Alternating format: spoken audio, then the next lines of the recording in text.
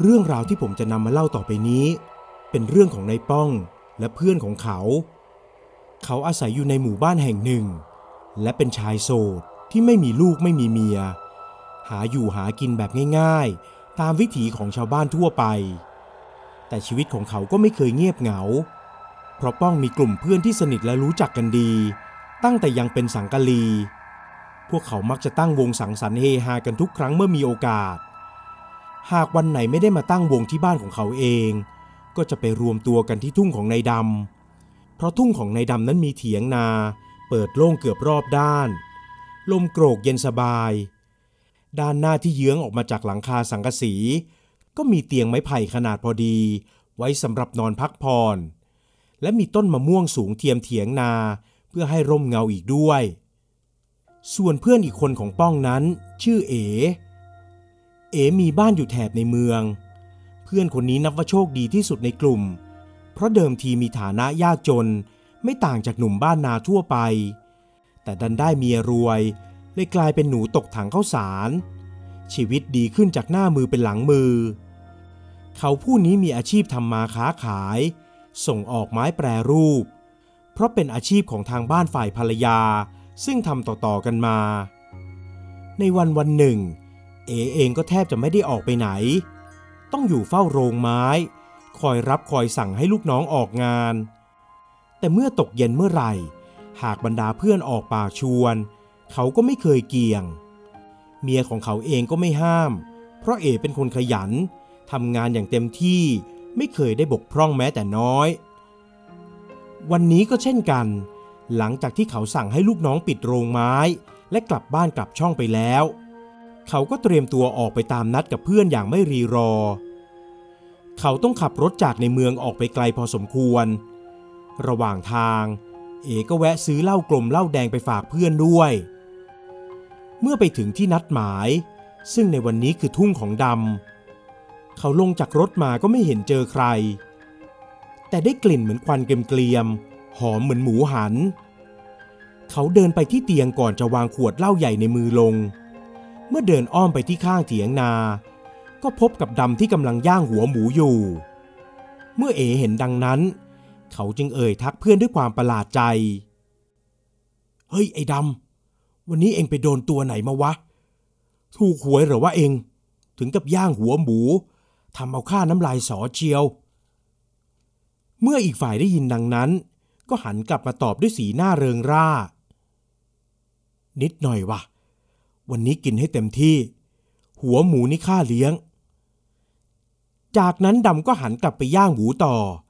เอ๋ที่กำลังว่างไม่มีอะไรทำจึงได้ขึงเปลระหว่างเสาเถียงกับต้นมะม่วงนอนพักเอาแรงจนเผลอหลับไปเขาตื่นและรู้สึกตัวขึ้นอีกทีเพราะมีมือเย็นๆของใครบางคนที่มาทำให้เขาถึงกับสะดุ้งนั่นเป็นมือของป้องที่มาปลุกเอ๋ตื่นเว้ยกับแกล้มพร้อมแล้วเขาลุกขึ้นจากเปลด้วยตาแดงๆเหมือนคนนอนไม่พอทั้งสามคนเปิดเหล้าเทให้กันอย่างคุ้นชินและเมื่อดื่มกันไปได้ไม่นานกับแกล้มของดำก็ถูกหั่นเสร็จพอดีเขาวางมันลงในกระด้งขนาดกลางแต่กินพื้นที่บนเตียงไม้ไปเกือบ1/3รอบๆมีผักและแจ่วเป็นเครื่องเคียงวางมาพร้อมสับเอาไว้พวกเองกินได้เลยไม่ต้องเกรงใจเมื่อดำกล่าวจบทั้งสามจึงหยิบเนื้อหมูขึ้นมาคนละชิ้นก่อนที่ป้องจะจิ้มแจ่วม้วนกับผักแล้วเอาเข้าปากไปอุบบะแจ่วมึงนี่เด็ดไม่มีใครเอาลงเลยวะป้องกล่าวชมไหนขอข้าลองบ้างว่าแล้วเอ๋ก็ม้วนเนื้อหมูกับผักเข้าปากไปเช่นกันคำแรกๆที่กัดเข้าเนื้อไปก็ไม่มีอะไรผิดแปลกแต่พอเริ่มเคี้ยวมาได้สักพักจมูกของเขากลับรู้สึกเหมือนได้กลิ่นทูบหอมๆปนอยู่ด้วยพอหมดคำแรกไปด้วยความไม่แน่ใจเขาจึงลองกินคำที่2ตามเข้าไปอีกคราวนี้เคี้ยวไปเคี้ยวมากลับไม่ได้กลิ่นทูบเหมือนกับคำแรกที่กินเข้าไปเขาทำสีหน้าแปลกๆจนดำสังเกตเห็นเป็นไงวะเนื้อหมูไม่ถูกปากหรือ ดำกล่าวพลางหยิบเนื้อเข้าปากไวๆเปล่าข้าว่าข้าคงจิ้มแจ่วมากเกินไปเผ็ดดีนะเองเอ๋กล่าวปัดไปพร้อมกับยกแก้วเหล้าขึ้นมาดื่มตามทันทีพวกเขาดื่มกินกันอยู่นานยิ่งนานมันก็ยิ่งเพลินจนเหล้ากลมแรกหมดลงคราวนี้เป็นทีของป้องที่เผื่อเหล้าขาวติดมือมาด้วยส่วนตัวแล้วป้องเป็นคนดื่มจัดและคอแข็งมากกว่าใครเพื่อนรองลงมาก็คือเอ๋ส่วนที่เมาง่ายและไปไวที่สุดในกลุ่มคงจะไม่พ้นดำเพราะดำเริ่มออกอาการตั้งแต่ครึ่งกลมแรกแล้วเพื่อนทั้งสามรู้จักกันมาตั้งแต่สมัยเรียนที่โรงเรียนวัดไม่ว่าจะเรียนหรือจะเล่นก็มักจะทำอะไรด้วยกันอยู่เสมอจนเมื่อโตมามีงานมีการทำออกไปสร้างครอบครัวอยู่ต่างหมู่บ้านบ้างบางคนก็ไปได้สวยบางคนก็รอดแต่สุดท้ายก็กลับมาลงเอยที่บ้านเกิดเหมือนกันอยู่ดีไอ้ดำก็กลับมาทำนาหลังจากออกจากข้าราชการตำรวจเพราะไปขัดขาผู้ใหญ่เข้าป้องก็เป็นพ่อค้าสวนมะพร้าวมีหน้าที่ส่งมะพร้าวไปขายตามหมู่บ้านต่างๆรายได้เดือนหนึ่งก็ไม่มากแต่ยังพออยู่ได้หาอยู่หากินกับการไปหว่านแหตกปลาสลับกับการขายมะพร้าวส่วนเอนั้นโชคดีหน่อยที่ได้เมียรวยเรื่องนี้จึงเป็นประเด็นพูดคุยกันในวงเล่าขณะที่ทุกคนกำลังเริ่มเมาได้ที่ดูอย่างไอ้เอ๋มันสิวะไอ้ดำชีวิตมันแต่ก่อนก็ลำบากไม่ต่างอะไรกับพวกเราหรอกจนกระทั่งมันไปได้กับลูกสาวเท่าแก่นั่นละชีวิตมันก็เลยดีขึ้นตั้งเยอะป้องกล่าวพางยกเหล้าเข้าปากเอ็งอย่าวิตกให้มากเลยดำเป็นคนจนมันก็ไม่ตายหรอกเว้ยอย่างน้อยเอ็งก็มีที่ไร่ที่นาของพ่อแม่อยู่นี่ไงดำฟังแล้วก็หวนคิดด้วยสติที่มีอยู่ลางๆก็จริงอยู่แต่ถ้าไม่มีเงินก็อดตายได้เหมือนกันนะเว้ยน้ำหมูกน้ำมันที่ต้องเติมให้รถไถตกไปแล้วอาทิตย์หนึ่งก็หลายร้อยนี่ยังไม่รวมค่าอยู่ค่ายาและค่าเหล้าอีกเอ้ยจะพูดอะไรกันไปไกลนักวะแต่ถ้าเองจะพูดว่าเงินไม่ค่อยมีงั้นข้าขอถามเองหน่อยได้ไหมว่าไอ้ดำเอ๋กล่าวขึ้นด้วยอาการกึ่มๆหัวหมูนี่เองไปเอามาแต่ไหนซื้อเขามาหรือหมูเลี้ยงดำอึ้งไปชั่วครู่ก่อนจะตอบเอ๋กลับไปว่าก็ซื้อมาสิวะได้ดีที่สุดก็แค่นี้แหละเว้ยข้าอยากจะเลี้ยงพวกเองว่ะถือเป็นการตอบแทนที่เองยังเป็นเพื่อนกันมาจนถึงป่านนี้ทั้งสามปลดสุรากันจนเริ่มเมาได้ที่จนกระทั่งดำพูดขึ้นมาว่าไอ้เอ๋เพื่อนเรานี่มันดีทุกอย่างเลยนะแต่เสียอย่างเดียวเมียมันดันอ้วนเป็นหมูตอนข้าถามจริงๆเหอะตอนนอนด้วยกันเอ็งรู้สึกเหมือนนอนกอดเมียหรือกอดหมูกันแน่วะ ดำกล่าวพลางหัวเราะชอบใจอีกฝ่ายไม่ได้สวนขึ้นในทันทีหากแต่ยกบาทาลูบเข้าที่เหนือหัวไหล่ขวาของไอ้ดำจนมันหงายหลังลงไปกองอยู่ใต้เตียงทั้งที่กำลังเมาพูดมากจริงนะเองแต่ก็เป็นอย่างที่เองพูดละวะแม่งกอดเมียนึกว่ากอดหมูเห็นหัวหมูแล้วนึกถึงหน้าเมียโว้ยนอนด้วยกันแต่ละคืนจะทับกูตายวันตายพรุ่งก็ไม่รู้นี่ถ้าไม่ติดว่ามันรวยแล้วกูก็เมาด้วยนะกูไม่เอามันหรอกเมื่อสิ้นเสียงไอ้ดำก็หอบสังขารขึ้นเตียงมาด้วยความทุลักทุเลพวกเขามองหน้ากันอยู่สักครู่ก่อนจะหัวเราะร่าออกมาด้วยความบันเทิงใจไอ้ดำขยับไปนั่งข้างป้องพร้อมกับยื่นแก้วให้เพื่อนรินเหล้าให้ป้องก็ไม่รอช้าจัดให้ตามความประสงค์ต้องอย่างนี้สิวะไอ้เกลอเอางี้ไม่ว่าพวกเองดำพูดขึ้นก่อนจะหยุดเหมือนกับมันกำลังหลุดปากจนทำให้สหายอีก2 คนเกิดความสงสัยอะไรของเองวะไอ้วอกพูดมาสิป้องกล่าวก่อนที่เอ๋จะเสริมขึ้นอีกแรงนั่นสิเองนี่เพื่อนฝูงนะไม่เห็นต้องมีความลับอะไรไหนๆพวกเองก็อยากรู้ข้าเองก็เผลอหลุดปากไปแล้วงั้นตั้งใจฟังนะพวกเอง ทั้งสองจดจ่อไปที่ไอ้ดำด้วยความสนใจคืออย่างนี้ข้าได้ยินมาว่าท้ายหมู่บ้านของเราเคยเป็นบ้านของเศรษฐีคนหนึ่งซึ่งตอนนั้นก็รวยมากเงินทองไหคำมีเป็นร้อยไหแต่ถูกโจรปล้นฆ่ายกครัวเผาบ้านเผาเรือนจนวอดวายไอ้ดำยังเล่าไม่จบป้องก็แทรกขึ้นมาว่าเดี๋ยวไอ้วอกเพื่อนรักใช่ไอ้บ้านร้างที่เหลือแต่เสา3 ต้นกับพื้นบ้านพังๆนั่นหรือเปล่าวะใช่แล้วเองหลังหมู่บ้านนี้เป็นป่าช้าใช่ไหมใช่ไม่ผิดหรอกงั้นข้าว่าเองคงฟังเขามาผิดแล้วล่ะที่ข้าได้ยินมาเขาเล่ากันว่าบ้านนั้นเป็นคนรวยก็จริงแต่ติดสันดานค้าขายผู้หญิงให้พวกแขกมันชอบมาล่อลวงเด็กสาวชาวบ้านไปทำระยำก่อนจะส่งไปขายครอบครัวนั้นทั้งครอบครัวก็รู้เห็นเป็นใจเหยื่อเคราะห์ร้ายหลายคนก็ถูกพวกมันลักพาตัวมาหรือไม่ก็ไปซื้อตรงๆกับพ่อแม่เขามาเลยนะแต่พอดีช่วงนั้นทางหลวงออกตรวจพวกมันเลยซาลงแต่ไม่นานเรื่องก็แดงขึ้นเพราะมีเจ้าอาวาสที่วัดเก่าเราแจ้งเรื่องให้ทางการพอเรื่องรู้ถึงหูพวกมันไอ้คนพวกนั้นก็ยกกองโจรกันมาเผาวัดวาจนวอดก่อนจะปิดปากหลวงพ่อท่านป้องจิบเหล้าก่อนจะหันกลับมาเล่าต่อแต่คงเป็นผลเวรผลกรรมของพวกมันนั่นแหละทำให้มีโจรอีกกลุ่มหนึ่งที่ผ่านเข้ามาในหมู่บ้านมุ่งไปที่เรือนค้ากามของพวกมันก่อนจะจัดการเผาจนวอดแล้วขนทรัพย์ออกมาให้ชาวบ้านส่วนหนึ่งแล้วหอบหนีไปอีกส่วนหนึ่งทั้งดำและเอก็นั่งฟังอย่างตั้งใจน่าจะเป็นอย่างที่เองว่าเว้ยไอ้ป้องเอกล่าวขึ้น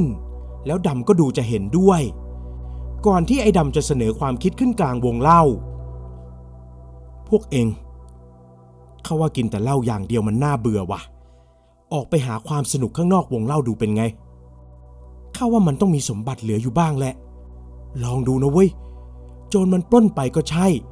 แต่จะเอาไปได้หมดไหมมันก็ต้องพอมีพอเหลืออยู่บ้างเหรอวะดำกล่าวก่อนที่เอจะสวนขึ้นคิดเพ้อเจ้ออะไรของพวกเองวะดึกป่านนี้อย่าบอกนะว่าจะชวนพวกข้าเข้าป่าช้าไปหาขุดสมบัติอะไรนั่นแล้วก็ไม่รู้ว่ามันจะมีหรือเปล่าด้วยไอ้เอ๋ลองคิดดูสิว่าถ้าเกิดมันมีขึ้นมาจริงๆมึงก็จะได้ไม่ต้องทนเป็นผัวอีหมูเมียมึงแล้วนะแล้วถ้ามีจริงๆเราไปขุดตอนเช้าชาวบ้านเขาก็รู้กันทั่วสิวะเวลานี้แหละเหมาะที่สุดแล้วโว้ยก็จริงอย่างที่ไอ้ดำมันพูดข้าก็ชักอยากจะไปลองดูสักหน่อยป้องกล่าวขึ้นพร้อมกับยกเหล้าจอกสุดท้ายไม่รู้ว่าอะไรดลใจให้ทั้ง3ตกลงกันแล้วมุ่งหน้าไปที่ป่าช้าท้ายหมู่บ้าน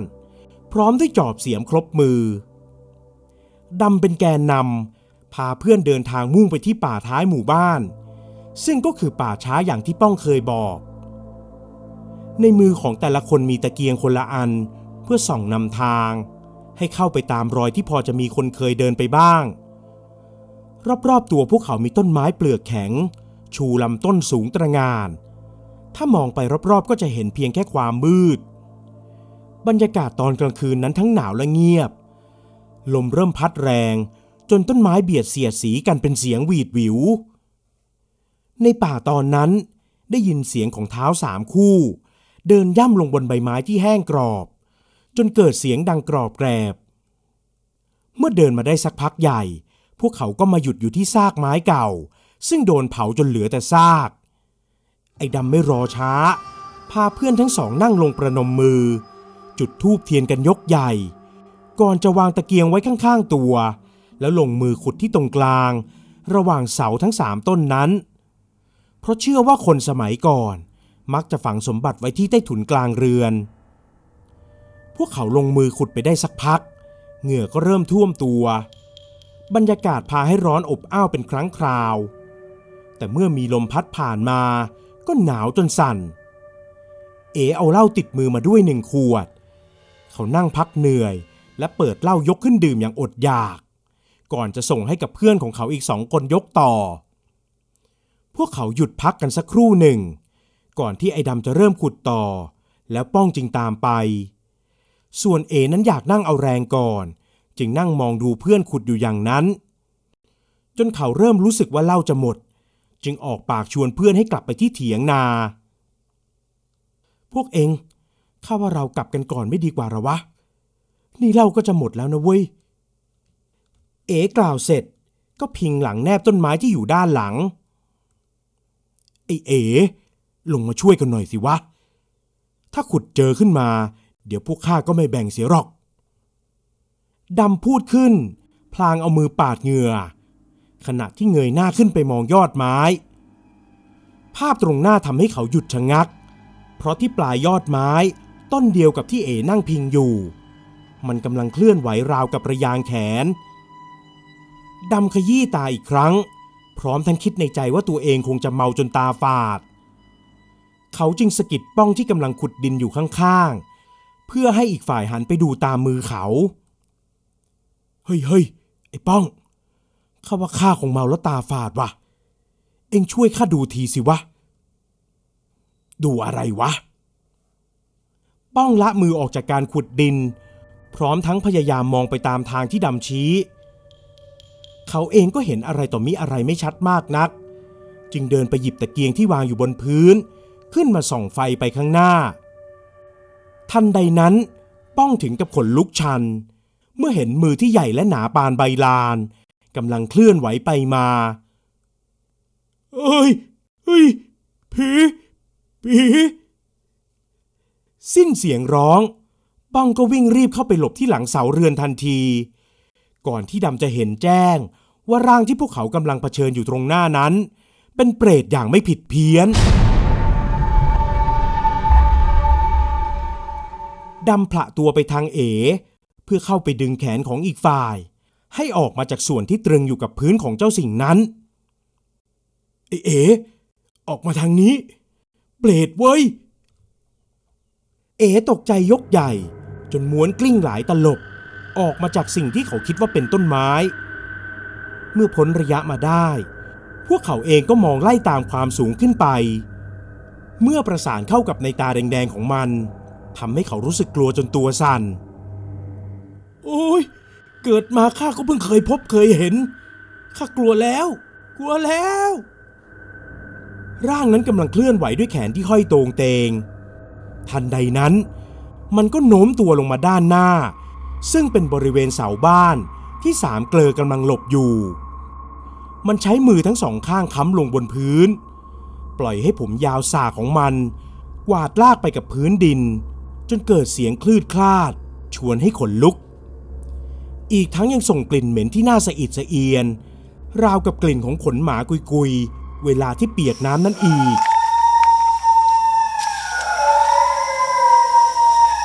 เปรตร่างยักษ์นั้นส่งเสียงอูดอู้ออกมาจากในลำคอข้อเท้าของมันถูกยึดติดแน่นเหมือนเสาบ้านและขยับได้เพียงส่วนที่อยู่เหนือเท้าขึ้นไปเท่านั้นทั้ง3 คนหดตัวอยู่ที่หลังเสาบ้านจนจับสั่นด้วยความหวาดกลัวเมื่อป้องรวบรวมสติได้เขาจึงพยายามหาทางหนีออกจากตรงนั้นหากวิ่งออกมาทางด้านหลังเปรตตนนั้นมันอาจจะตามมาไม่ได้เพราะขาของมันน่าจะติดกับพื้นอยู่อย่างนั้นเขาจึงสะกิดเพื่อนอีก2 คนก่อนจะหันไปมองดูร่างนั้นที่โค้งตัวอยู่เหนือหัวพวกเขาป้องค่อยๆถอนตัวออกจากหลังเสามือของเขาบีบนวดขาที่เกร็งอย่างสั่นๆป้องและเพื่อนหันหลังเพื่อเตรียมตัววิ่งอย่างสุดกำลัง